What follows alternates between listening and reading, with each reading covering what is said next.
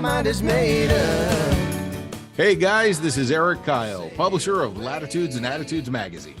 And I'm David Levesque, editor of Latitudes and Attitudes, and welcome to Three Sheets, our podcast where we chill and chat with individuals making a difference in the cruising lifestyle. Each episode, we'll dive into all things cruising related and bring you some of the most influential characters out there. So sit back, grab your favorite bottle, light them if you got them, and enjoy the adventure. Hey guys, Eric Kyle here, publisher of Latitudes and Attitudes magazine, and I am super excited to present Three Sheets with our editor, David Levesque, and we've got some very special guests today. David, why don't you go ahead and introduce who's going to be joining us today on Three Sheets? Well, thank you, Eric. So listen, we are really stoked and thrilled to be joined today by the recently minted Best Emerging YouTube channel at the 2023 International Cruises Awards at the Annapolis Sales Show in this past October. So I think before we really continue here, I think I have a photo of Ian, right? Yeah, it could be. Could be. Okay, I think I have a photo of Ian at the after party. Yeah, can't see Oh, when I got my kilt on, yeah. I heard a great quote recently that Scotsmen wear kilts, so God looks down in pride and the devil looks up in fear. So I think that night summarized it quite nicely. Well, problem with Scotland is it's full of Scots. I've heard some other jokes about Scots and kilts, but I'll leave them off this podcast for today. So you're in safe distance. I ask the question. I mean, has fame and fortune gone to your head yet? Oh, yeah, absolutely. Oh, we've completely changed as people. Yeah, totally. Yeah. Mainly by just going to the middle of nowhere, getting lost and not seeing anybody for weeks on end. It hits you right back in your place. You do wear the crowns, though, right? Every day, yeah. We actually walk around with the trophy everywhere we go and just, did I bring this? I forget. Yeah, my bad. Don't you know who I think I am? That's it. So I have to tell you a side note if you don't mind, but we were flying back with this glass trophy thing that we got on the night, right? I was so scared we were going to smash the thing before we even got home. Brownie basically carried it like a baby the whole way back. On the plane, the stewards asked us what it was, and we mentioned it, and all of them were like, "Oh, can we get photos?" Like, they gave us a little round of applause. They were all so excited. It was amazing. It was very strange. Did you guys, when you won the award, who did the shot, or did you share it? Oh, we actually we bailed on it. Yeah, we passed it over to Logan as thanks for putting this night together. And he couldn't even finish it. And I was like, well, surely you were involved in how much alcohol went into that thing. And he tried his best. He was like, no, there's just too much for me. I can't handle it. What's really funny was he did the shot, and then I think two awards later, maybe, all the tech started to break, and he was running the tech for the night. So it was like, oh, we may have damaged the award ceremony. Yeah, we felt a little bad. You guys broke Logan is what happened. You broke Logan. That's it. We finally broke Logan. Just for people who don't understand that when you win an award at the International Cruises Association, they give you one of those vases and they have some alcohol on the bottom of it. I'm going to assume that it's rum, and that most people, when they win the award, like these guys just won for Best Emerging YouTube channel, you're supposed to drink the shot up at the podium to loosen everybody up for the night. So that's the deal with the vase, the award, the shot, the whole deal. And Logan is the one that runs the YCA. That's Young Cruisers Association. We destroyed him. Young Cruisers, that's it. There you go. You're filled in. And yeah, we dodged the bullet on that one. Yeah. Logan has been known to partake in alcohol from time to time. So what? I've heard it said. That good Mormon boy. Wait a second. Hang on a second. You just turned your head sideways. Is that a man bun I see back there? It's an accident. We left during COVID, and I've not had a haircut since. Yeah, it's been 3.5 years since either of us cut our hair. Pretty much most man buns are accident, but that's another story. Well, who's got longer hair? Brownie or I think me, but only just. Mine is getting ridiculous now. Or due a haircut. I'm definitely due a haircut. I did actually buy some scissors. I've just been too scared to actually use them on myself yet. Okay, let's get into some meat about what we're going to be talking about here. You guys are currently where? What are you sailing? And tell us about yourselves.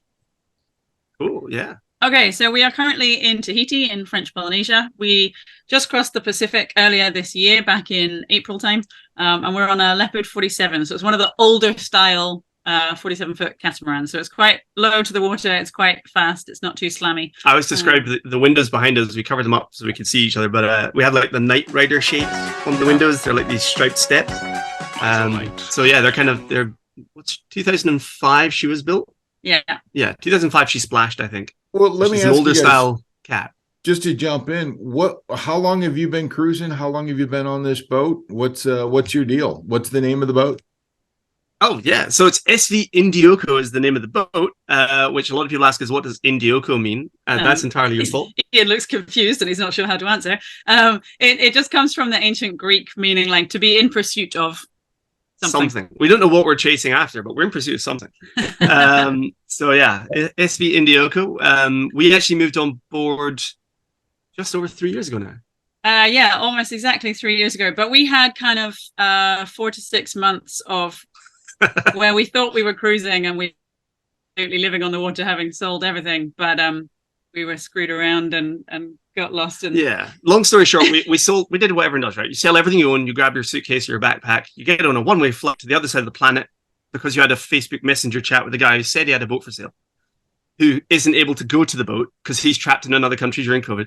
But you believe him and you fly around to this other country where he isn't, and then you arrive and the boat isn't there. And so you hunt around to the top of the nearest mountain, you hang off a flagpole and you look across the bay and trying to match up the photo on your phone, hoping you'll find the boat. And when you do, you move on board for a couple of weeks because the guy said just use that as accommodation while you get to know the boat if you're going to buy it. You then do an international delivery of that boat and his other boat because, again, he's trapped in another country. Haul both boats out of the hard, live in them for 6 weeks, and then get evicted and end up living in a shipping container. Just your normal fairy tale story. I hear that story all the time. Yeah, it's I know. It's boring. Sorry to waste your time, you know. That kind of sounds like my college years. So no foam fingers. Well, just out of curiosity, because I don't, in case our listeners aren't familiar with you guys, how'd you come up with the name Red Seas? Oh, yeah. So if you're not watching this on video, we are both redheads, and that's pretty much that was as in depth as it goes. I mean, I like to start spinning tales that we spent a lot of time We love diving, so we did a lot of diving in the Red Sea. But in honesty, we just realized we had red hair, and we're like the Reds at sea. A lot of people call me Red sometimes, or us the Reds. So it kind of fell into place. Don't worry about it. I'm just flapping your sporin. It's okay. So. Hey, watch out. Hey, that's an intimate event. So I know, based on your story, I know from watching you guys, some of your videos, you talk about being blackmailed, homeless, and hitchhiking. So is that kind of what you just covered for us? We rattled fast. Yeah. So when we were like negotiating on this boat that we were living on, and it all fell through, the guy who was selling the boat was sort of so offended that we wouldn't give him absolutely everything he asked for, even though he lied about the description, that he then started blackmailing us for the survey, and he wanted us to give it for free, otherwise he wouldn't give the deposit back and all this sort of thing. Charging us for boatyard time. Yeah. He was a lovely fellow. And then we hitchhiked on other people's boats across the Caribbean because I was going to say we went boat shopping in completely the wrong way. I think you're in no illusion that that's absolutely what we did because we've just told you that story. But we had our hearts set on a Leopard 47 before we even left the UK, before we'd ever seen one or stepped foot on one. So when that fell through, we were like, well, where is the next nearest Leopard 47? And it was at the other end of the Caribbean. So it was during COVID, flights weren't really available. So we just hopped on other sailboats until we ended up in USVI and could look at another one. Yeah, in fact, so we end up, like I said, we stayed in a shipping container for a while. That's when you let Brownie loose on Airbnb. You end up finding weird accommodation. It's great. And then we hitchhiked our way up. We ended up in St. Thomas in the USVI, and it was the week before Christmas, I think. Yeah. And we're in a cockroach-infested motel where they're kind of stringing up the 30-year-old Christmas decoration, like around the balustrades, and you're like, oh man, this is how we're going to spend our first Christmas away from home, like traveling. And I think the 2 days before Christmas, we finally managed to nail down a deal, which was a whole journey in itself. And we organized for the boat to come into the slip in Red Hook in St. Thomas in USVI. And we're like, great, we've got the slip. We're standing there with some deck hands from the marina because we were like, some extra hands will help. And the boat went past the slip with the delivery skipper come broker on board. And he he was like, oh, no, I can't possibly get it into that slip. It's too narrow. It's too scary. I'm just going to leave it on the fuel dock. And he took it straight to the fuel dock. This is Christmas week during a charter season, right? It's madness. He drives the boat straight into the fuel dock with no fenders, trashes the whole side of the boat, phones you.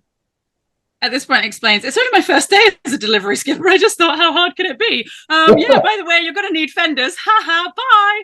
He Hung hangs up the phone. He jumps off the starboard side of the boat into a speedboat and literally flees the country to BVI, where we're not allowed to go during COVID. So we've never met the guy. We walk onto the fuel dock. The guy who's working the fuel dock's like, is this your boat? Like, we don't know. Actually don't know.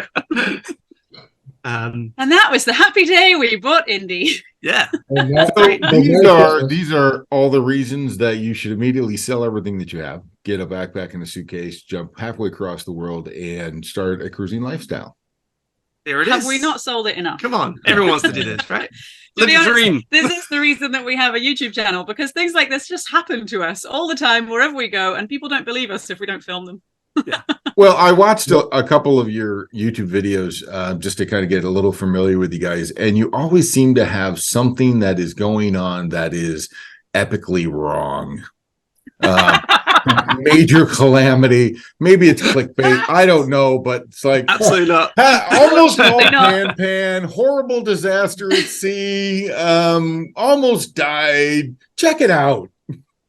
Yeah, that's pretty much sums us up. Yeah. Yeah, we do our best not to do clickbait as best as possible, and that's why we're like, yeah, these titles are getting a bit absurd sometimes because they're genuine. They're just actually true.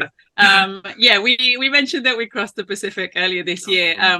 When we reached this side, we bumped into a lot of other cruisers that we either knew or that we just met, but they don't all just crossed the Pacific, and everyone is kind of sharing their stories. And we met people whose like their rudder had fallen off, and everyone was like, "Oh my goodness, they had the worst crossing this season." And then they heard our story, and they were like, "Oh no, you get the crown."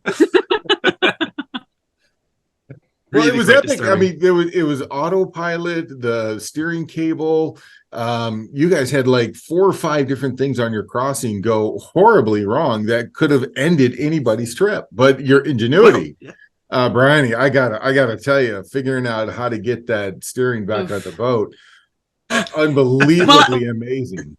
I didn't figure it out. I absolutely froze in a panic, and my mind went blank. So it's like midnight. We've got like 3-meter waves, 35 knot, 40 knot winds, and then our steering cable snaps, and it's just the two of us on board. And I literally just froze, and we looked at each other, and it was just like, oh my goodness, what do we do now? And Ian's there on the back step where our emergency manual tiller fits in, and it's such an odd design because he's basically like swimming behind the boat for where you've got to stand to control the thing. The waves were big enough; they were actually kind of crashing over waist deep. So I was standing underwater most of the time. But I wasn't strong enough to control the manual tiller. So Ian was there for 3 hours steering the boat that way and then telling me what to do. But I just had to be the one to go and do it. But yeah, I'm not taking any credit for coming up with the idea of taking the bolt rope out of our Jenica to rebuild our steering cable. So just in case you haven't, any of our listeners have not checked out these idiots, incredible red-headed people, go to their website, because here's basically what you see when the website comes across. It's like worst nightmare comes true. Stuck in the middle of the Pacific Ocean. Our most expensive mistake yet. Pirates and lightning. Hang on a second. Let's talk about Pirates and lightning. Let's go. Like everything reads like a horror novel with you guys, which is so much fun. Yeah. I mean, honestly, good things happen too, right? But yeah. Dolphin. Where are they? Because I can't seem to find them. You have to watch the whole episode. There's always one little moment. The ones we didn't even mention, like 4 days after we left Panama, we were still sailing at this point. Our stove died, so we had no way to cook the 6 months of provisions that we'd bought.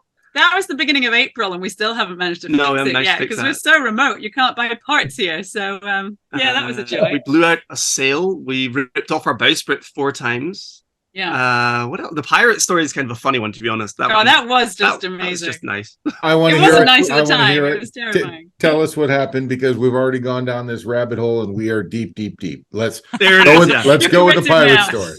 Let's just Good luck to anyone listening to this is like, where are they going? By the way, just before you tell the pirate story, I want to remind our listeners that Latitudes and Attitudes magazine, we inspire the cruising There you go. lifestyle. That's it. Yeah, it's thanks to you.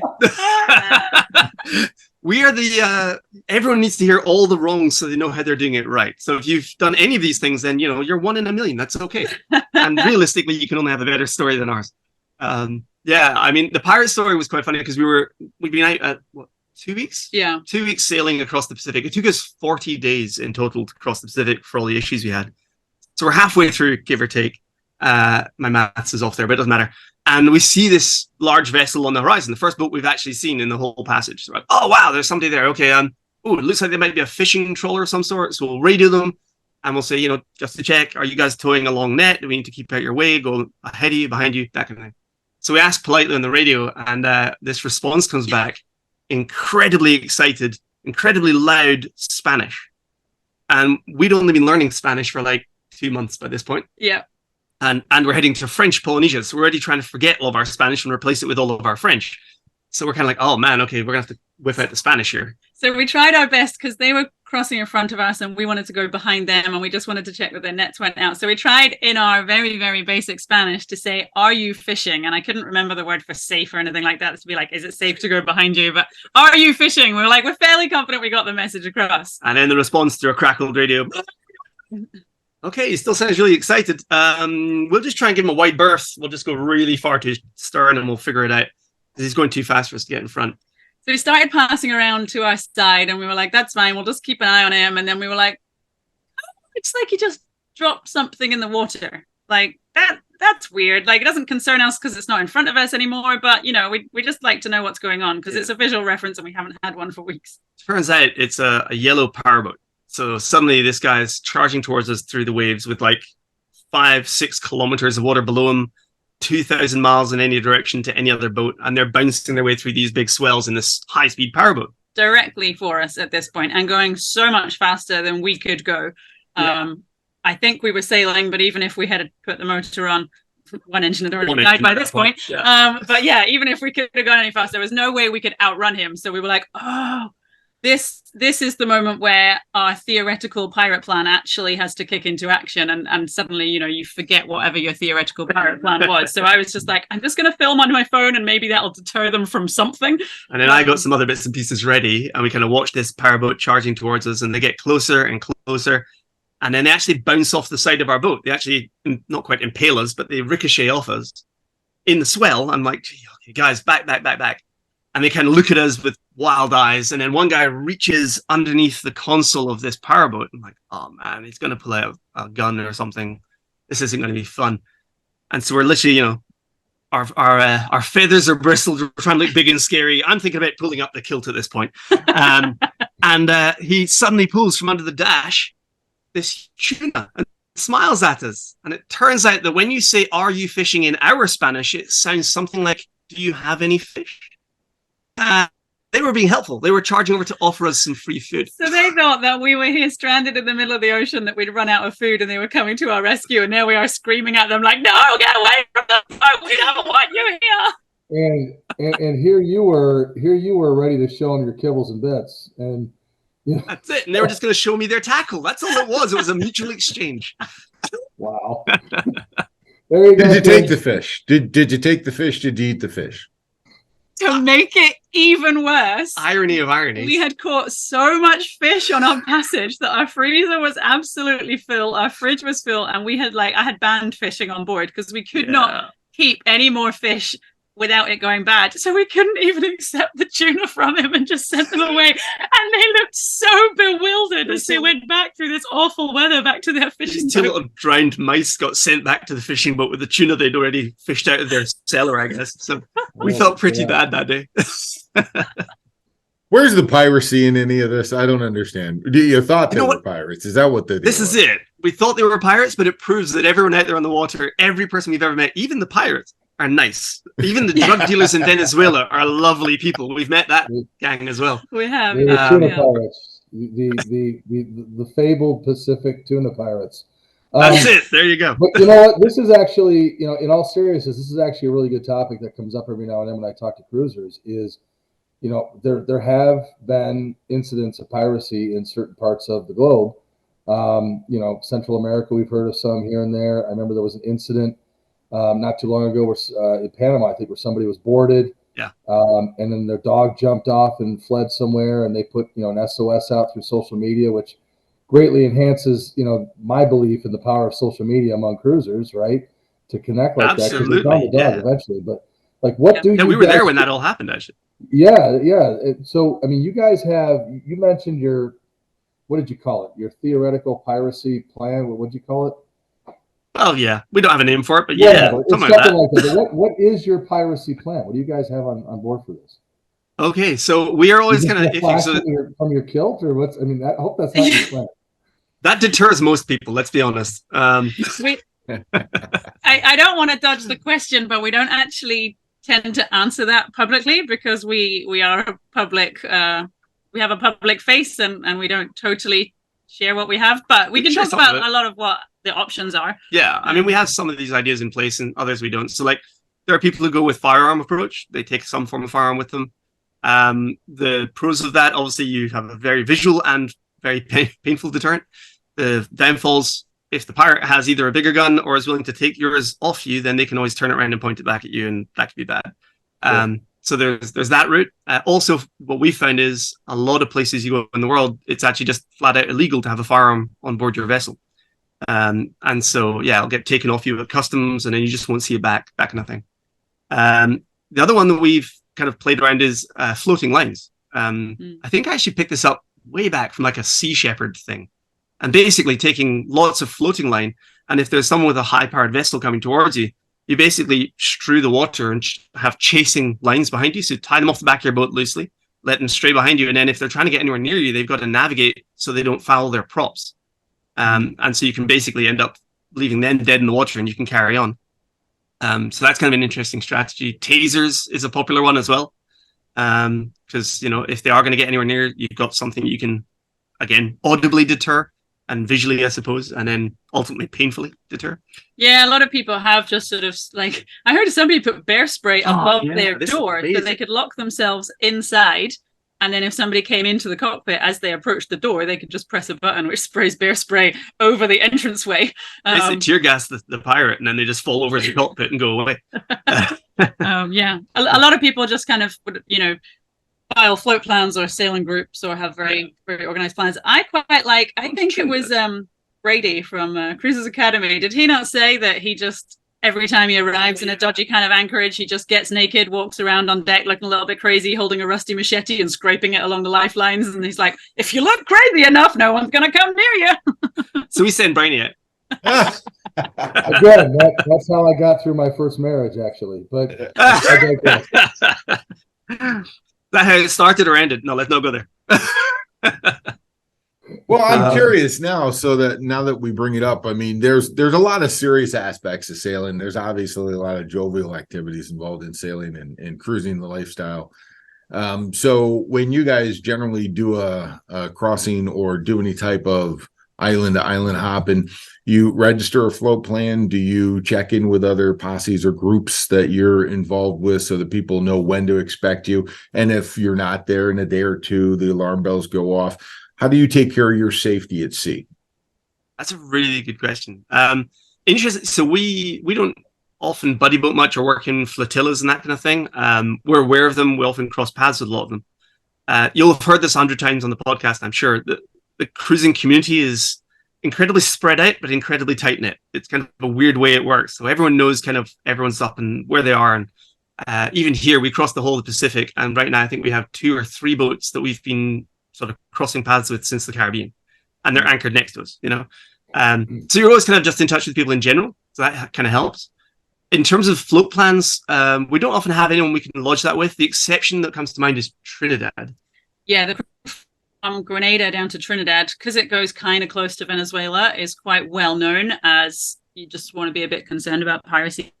So there are a lot of flotillas that will just say, like, you post in the group in the Facebook group in Grenada saying, I'm looking to sail to Trinidad next week. Is anyone going around the same time? Let's go together. the negative to that is that, you know what, pirates have Facebook too, so then they know when you're leaving.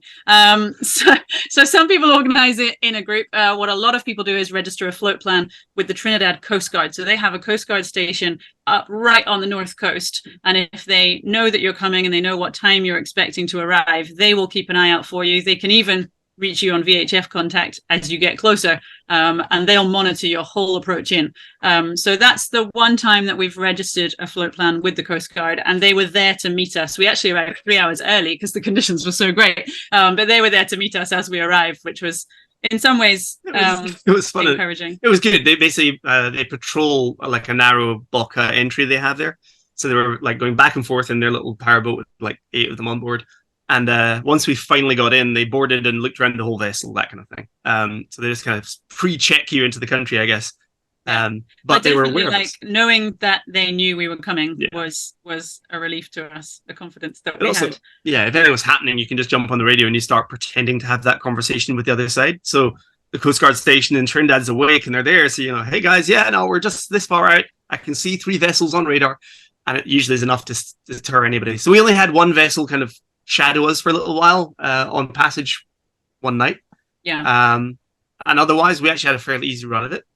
That said, while we were in Trinidad, another boat was trying to sail from ABC's. Yeah, from Curacao round between Trinidad and Venezuela. He was trying to get to Brazil. And I don't quite understand the story because it sounds like he set out sailing to windward with hardly any fuel on board, which is not a very wise plan. Yeah. He boarded by about 40 Venezuelans as he passed a little bit too close to the coastline and turned up in Trinidad with not very much left on his boat, but thankfully his life. Yeah, he survived, but it wasn't a fun story for him for sure. And then Venezuela's kind of a funny one because it sounds like an incredibly, but it definitely has its problems. And even in Trinidad, if people have been there or anyone's thinking about going, like you meet a lot of Venezuelans. We had a little mini encounter which we alluded to where we're kind of indebted, let's say, to the Venezuelan mafia. Possibly, but they started it, so it's all their fault. Yeah, that's fine. So that was just our one little encounter, but it wasn't too risky or dangerous for us. It worked out well in the end. 3 years. You've been out at sea 3 years. Pretty much. And tell us maybe just a little bit about when you first got on the boat. Did you just cruise around the Caribbean for a while? Did you make it a master plan to be able to make it out to French Polynesia? Is that as far as you've gone so far? Because it sounds like you've gone west, not east. Tell us just a little bit about the journey in the last 3 years. Sure. Yeah, so when we bought our boat, it was originally built for charter. So it was in Sunsail. When it got too old for the charter model, they sold it off to a private owner and he just put it straight back into another charter company for another 5 or 10 years. So by the time we got her, she was incredibly beat up. There was nothing left, let's be honest. There were no systems on board. So we spent about 6 months, our first 6 months of cruising, we were basically, every time we got to a new anchorage, we would do another boat project. So we were installing solar panels, we were installing lithium batteries. The gas systems, because you didn't have any propane and butane systems running on board. So we were kind of camping when we first got on. Fridge and freezer. Freezer. Our fuel tank exploded 1 week after we moved on board. So we had to rebuild that and reinstall it.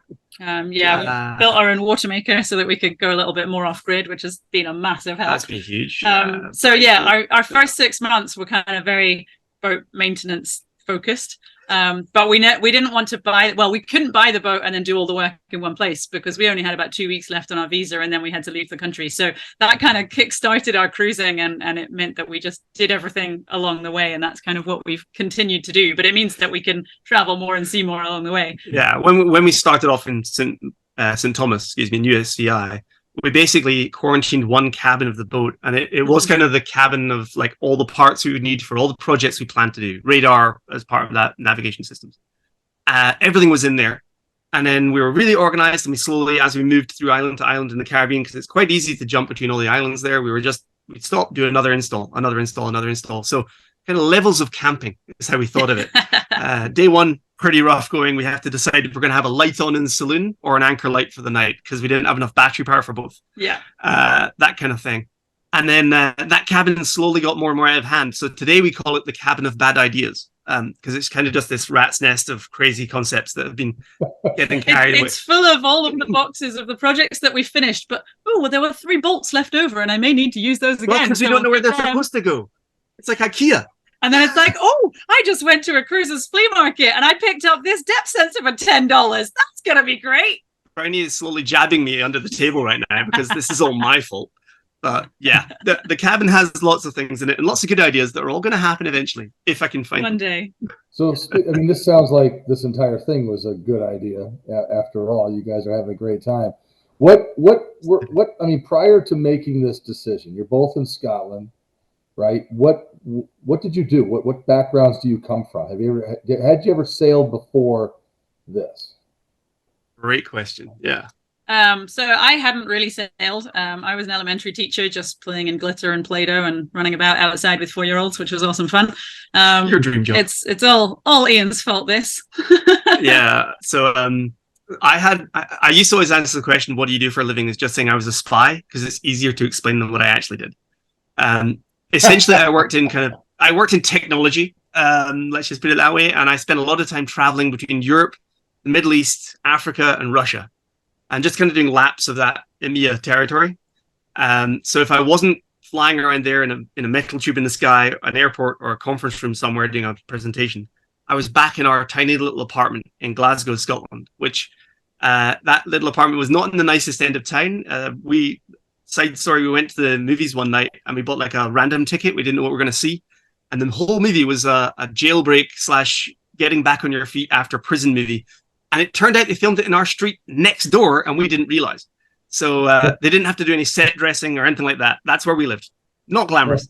So I'm sitting one day on a laptop, and as you do, you get bored answering emails. I'm sure you guys work very hard in the office, but sometimes you might turn on the TV in the background. So I would be sitting watching random YouTube stuff, and some sailing channels came on. I was like, oh, that's nice. Wait, I look out the window and it's tipping it down with rain because it's Scotland. That's what it does. And I'm like, why am I sitting here on a laptop surrounded by rain in this cold apartment when we could be like perfect azure waters in the sunniest part of the world, and I'd just be sitting in the cockpit with a laptop doing my same job? That'd be great. Brandon got home from work one day and we're sitting in the car and I'm like, I've had an idea. Let's sell everything we own. I think if we do that, we can just about afford to live on a boat. What do you think? I was like, that's a stupid idea. I hate boats.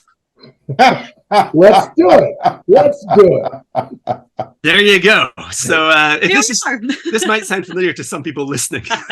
Well, Basically, it became this about battle. everybody. It can relate to this, and I think most of these stories kind of start with stupid ideas. But I listen. I want to segue this into something, because in this most recent issue, the fall 2023 issue of Latitudes and Attitudes, even more prestigious than your Best Emerging YouTube Channel Award was the fact that we put an article on you guys in that fall issue.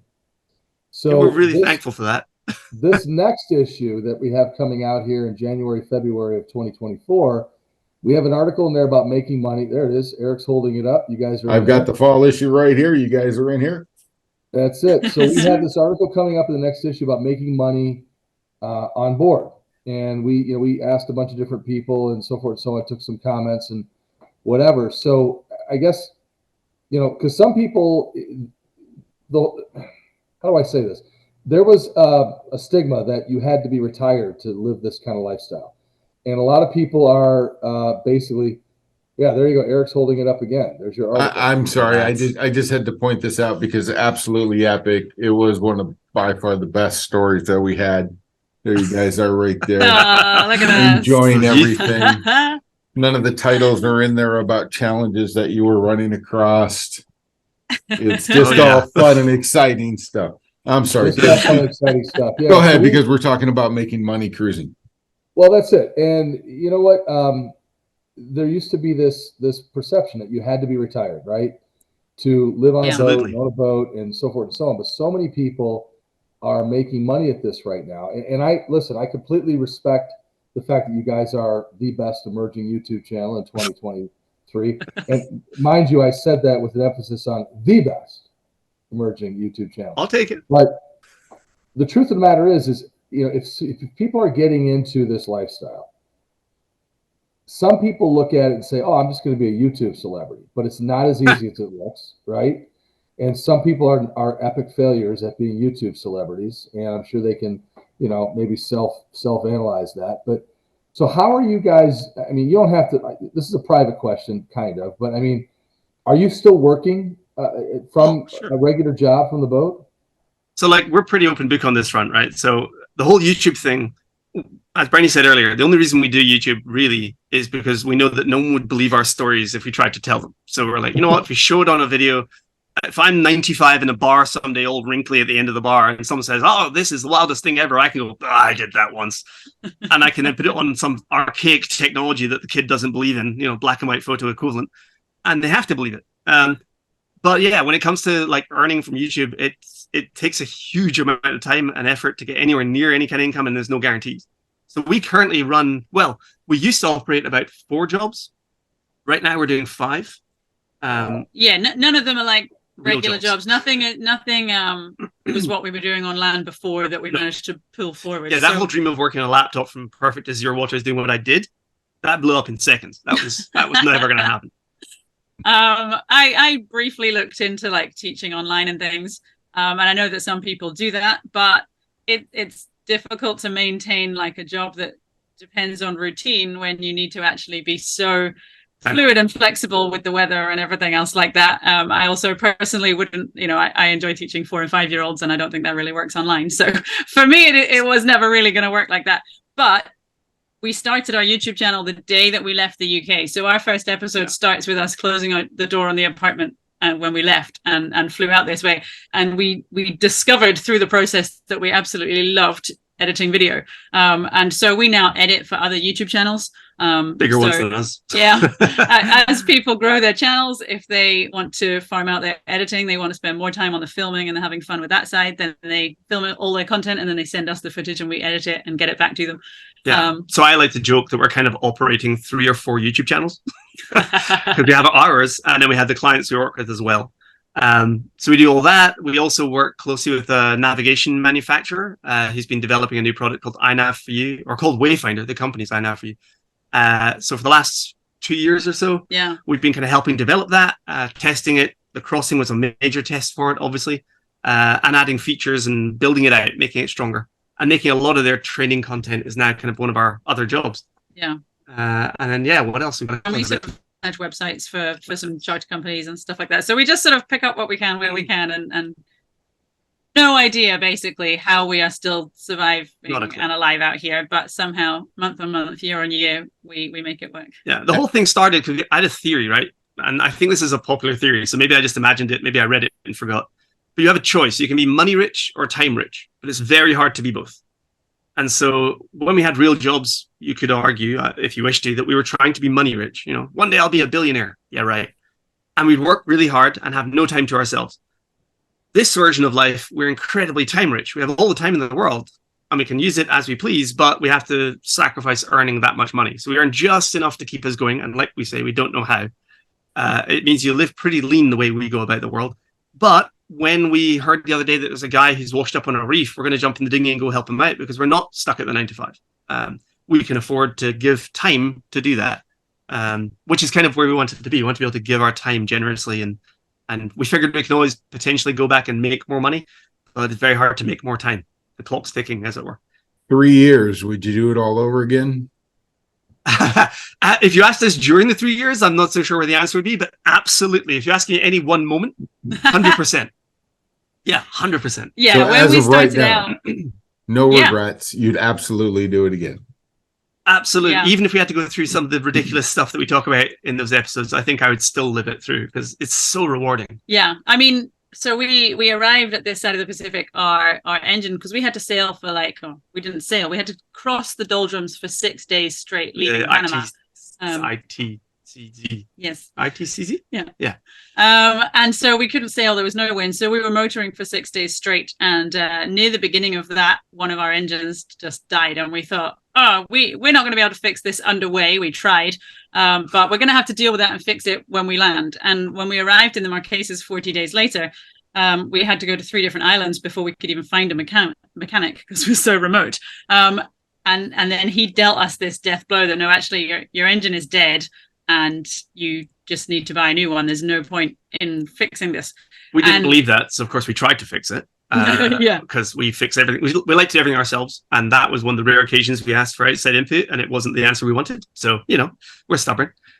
But facing that news of going, well, we don't have the money to buy a new engine right now. So if that's the only solution, then we don't have a solution. This could be the end of Red Seas. We may have to sell the boat and go back to land and get real jobs. And it was this really hard hitting, I was going to say moment, but it lasted for like a week of going, oh my goodness, even though we've just had this awful crossing, it kind of really drove home how much we have fallen in love with this lifestyle, because we were just absolutely unwilling to give it up. And so we have spent the last few months just trying to figure out any way to get this sorted and resolved, because we're just not willing for this to be the end of our journey. And so I think that was like the key moment for us, or for me in particular, where we realized that, even though it's not always been the smoothest ride, we're determined to have more of these experiences, because here's a moment where we could say, oh, well, that was great. Let's sell the boat and go back and call it done. And we were just like, nope.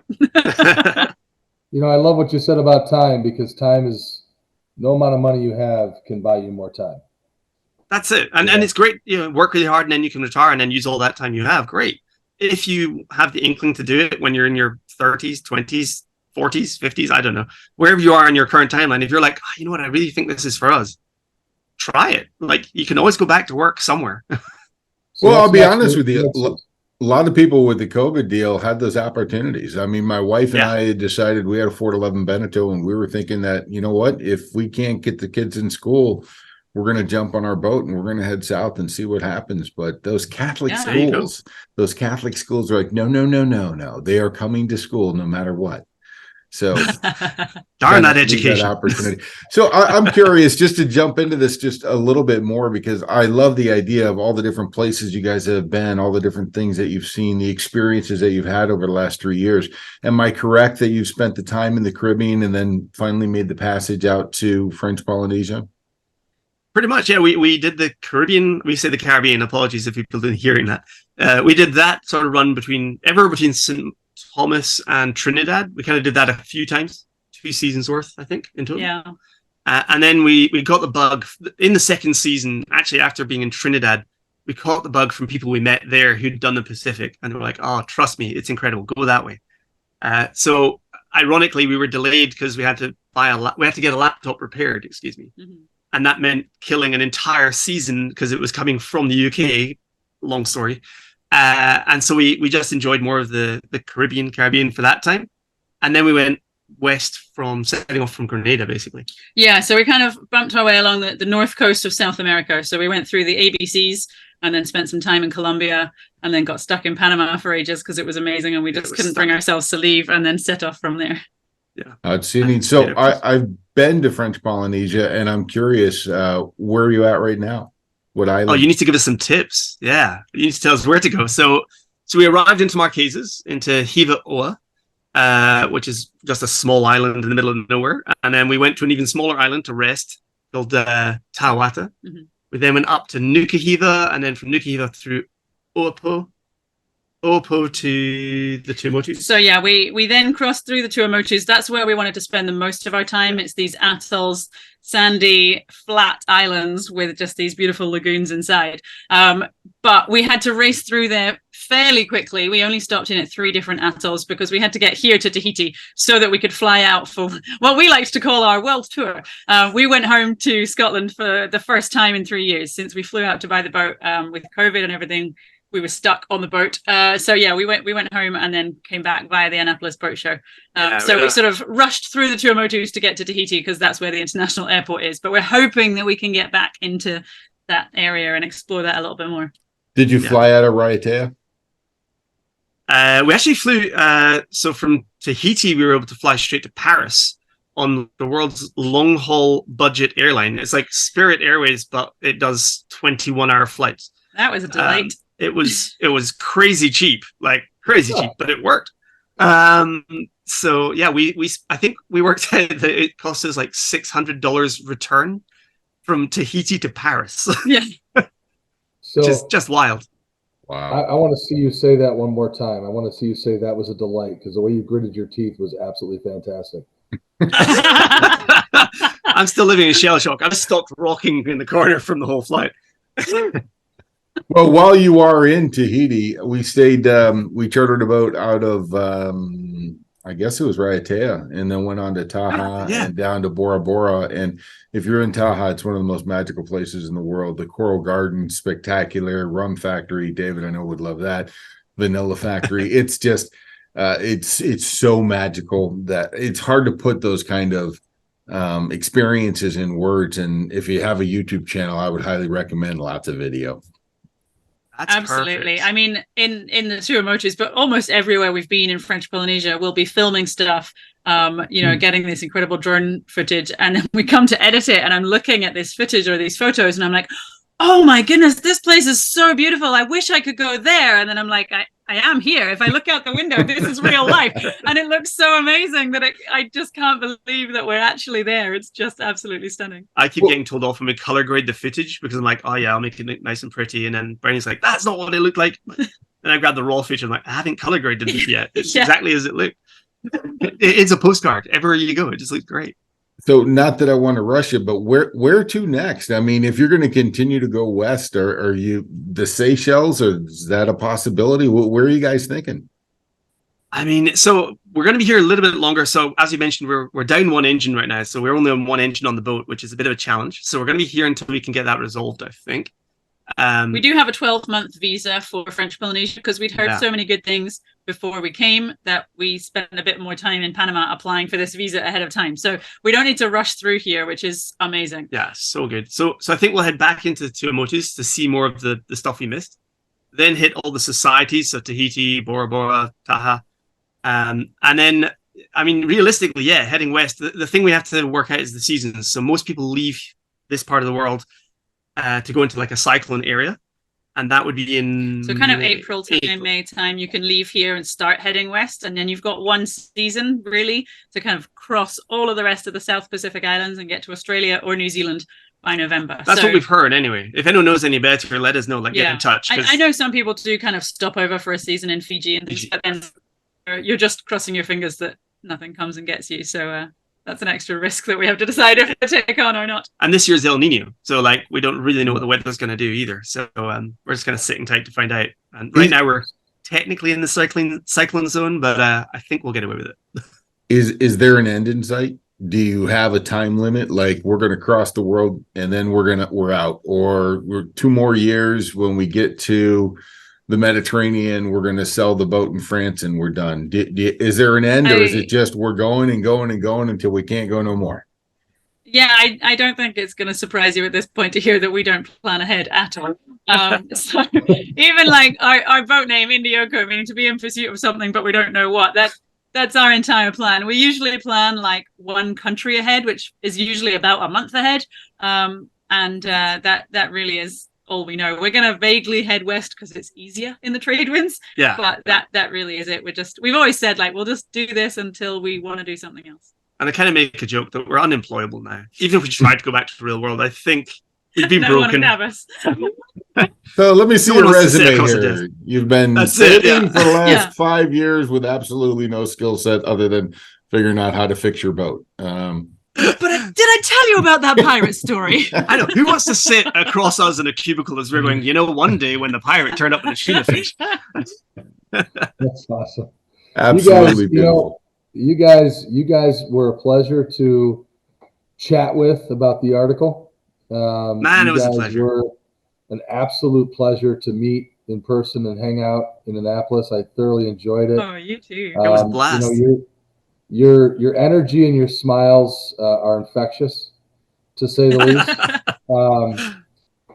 Sailing Red Seas, I love it. I mean, this is, Eric can wrap this whole thing up, but I'll tell you what, I have thoroughly enjoyed it. I wore my tartan for today, my plaid. Respect. Right? I think it's appreciate it. Thank you. Your Canadian tartan. I think I belong to Clan Knucklehead, but who knows? At the Lowlands. Yeah. Jimmy.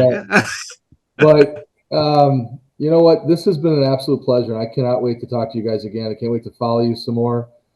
Any more stories you want to send our way, feel free to go ahead and send them out to us. And with that, I'll let Eric go ahead and wrap we have it all a up. bunch to say. Well, we want them. We want as many stories as you guys can produce. So tell me if I'm not familiar with Red Seas. Where am I going to go online to be able to follow you guys, to like you guys, to get in touch with you guys? Tell me how I can connect. Yeah, and you're only allowed to like us. You can't dislike us. Okay, so we release an episode every Sunday on YouTube. So our channel is youtube.com/Red Seas.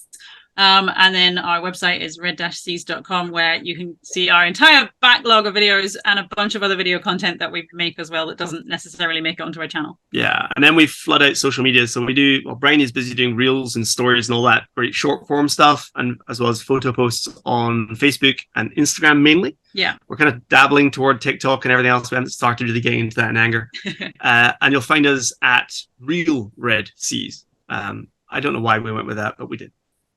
So if you're out there in the world and you're cruising and you stumble across your boat, we would advise you to keep distance for a little while, because you never know exactly what might happen. Give them a wide berth. Approach cautiously. Kind of like one of those vortex moments, right? But once you get within distance of Real Red Seas and within their lives and within their company, you are absolutely going to love it. You are absolutely going to love it.